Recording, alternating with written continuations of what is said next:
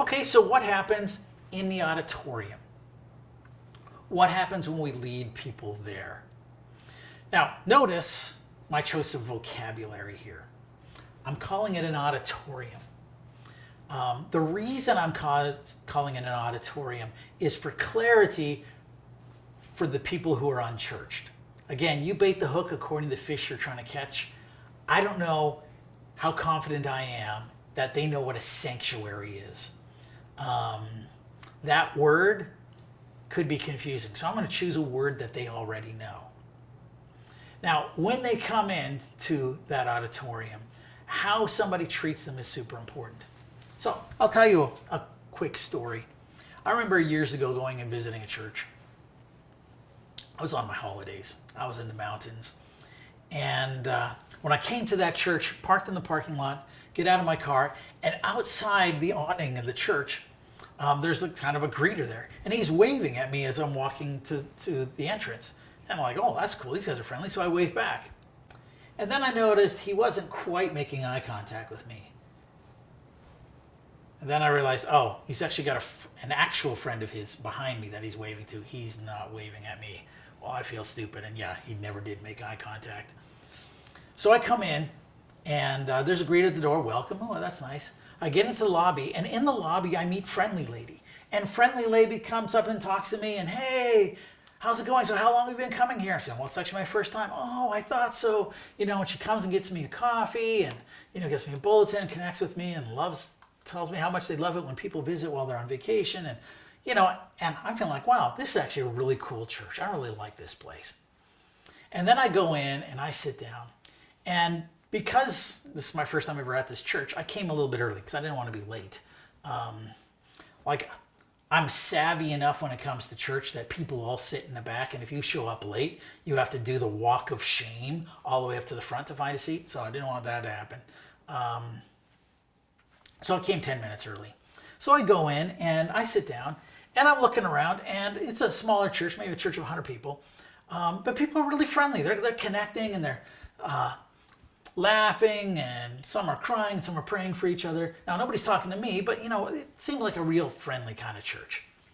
And nobody talks to me for 1 minute, for 2 minutes, for 3 minutes, for 4 minutes. I'm reading the bulletin, 5 minutes. I've memorized the bulletin, 6 minutes, 7 minutes, 8 minutes, 9 minutes, 10.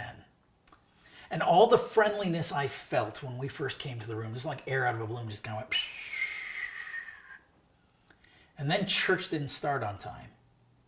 11 minutes, 12 minutes, 13, 14, 15, 16, 17, 18, 19, 20, bunch of jerks, 21, 22 minutes sitting in that chair, and not a soul noticed me, not a soul spoke to me.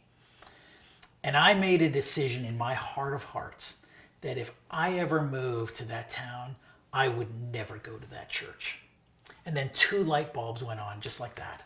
Light bulb number 1, I made that decision never to return before the first note was played or the first word was spoken. Light bulb number 2, back at my own church, I don't have people in the auditorium trying to greet people. My church is just as bad. I didn't realize that until I was a visitor in another church. So I went and I created what I called my undercover ushers, but a specialized auditorium greeting people who were there to talk to people who've come in and sat down before the service starts. So in your church, does anybody connect with new people? Now they're a captive audience. They come in, they sat down. They're not going to be able to get away on you. Do you have anybody whose job it is to connect with them? And my team, I'd assign each of them a section of the room, and I said, this section is your house. You're not working a shift, you're hosting a party. And if anybody came into your physical house, what would you do? Probably talk to them and probably introduce them to others. So do that. So do you have anybody who connects with new people? Answer their questions. If they have kids, maybe, can tell them that, hey, we've got an excellent kids program.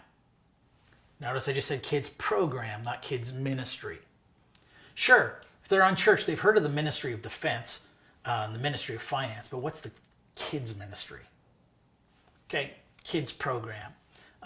They're to answer their questions. Introduce them to others. Do they just talk to them, or do they connect them to the people sitting around them? The fact of the matter is, people come to church for many reasons, but they only stay for one, and that's that they made friends. So that experience, that when they come to our church, they feel connected, they feel welcome, they feel included, super, super important.